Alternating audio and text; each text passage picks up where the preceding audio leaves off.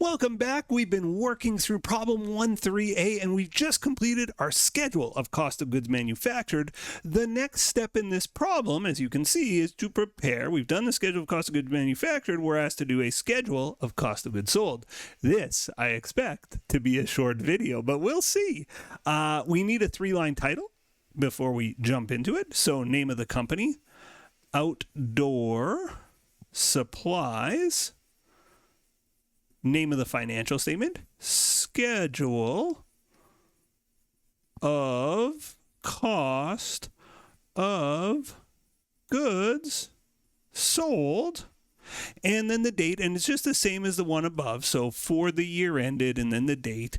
Now again, your question might be for a month end or for a quarter end, but this one is for the year ended December 31st. Okay. The schedule of cost of goods sold says, well, this is the stuff I made, right? I spent $974,000 making stuff. Did I sell all of it? And the answer is, well, if I have any finished goods inventory, no, right? Because we have these 3 inventory streams we introduced last video. And what we said was, well, our finished goods inventory started at 84 and our finished goods inventory ended at 68. Well, if I end the period with 68,000, obviously I didn't sell everything I made because I have some left over. So we do that little calculation I've been telling you about with inventory. We're adding beginning inventory and we're deducting inventory, ending inventory. So let's get to it. We start with our beginning inventory. So we start with finished goods inventory at the beginning of the year, which was January 1st. We're going to add that number. That's a positive number, $84,000. We're going to add that to our cost of goods manufactured.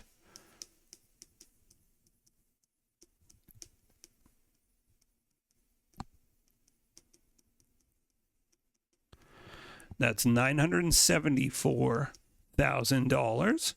84 plus 974 is, I think that's 1058, but I'm going to double check here. 84 plus 974, 1058. Okay, good. This is called our goods available for sale. Available for sale. Now, let's, again, think about what that means.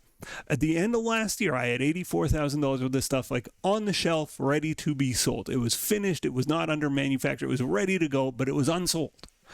This year, I made $974,000 worth of new finished goods.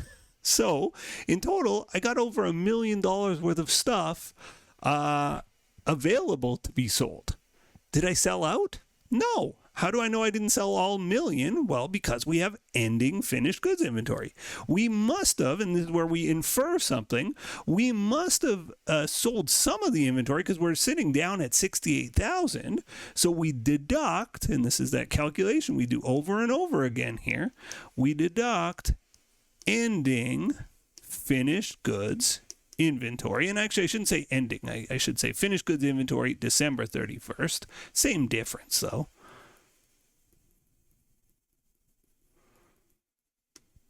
And I forgot the amount because I was distracted there, 68,000. So 1058 minus 68 is 990. And that is our cost of goods sold. $sign at the top, $sign at the bottom. Make sure the bottom line is double underlined, and we've got a beautiful schedule of cost of goods sold. Let's just go over what it means one last time. We started with $84,000 in finished goods that were ready to be sold. Right, that's what we started the year with. We hadn't sold them yet. We made during the year $974,000 worth of stuff, meaning if I sold out of everything, I could have possibly sold $1,058,000 worth of my finished goods. I know I didn't sell $1,058,000. Why? Because I had ending inventory of $68,000.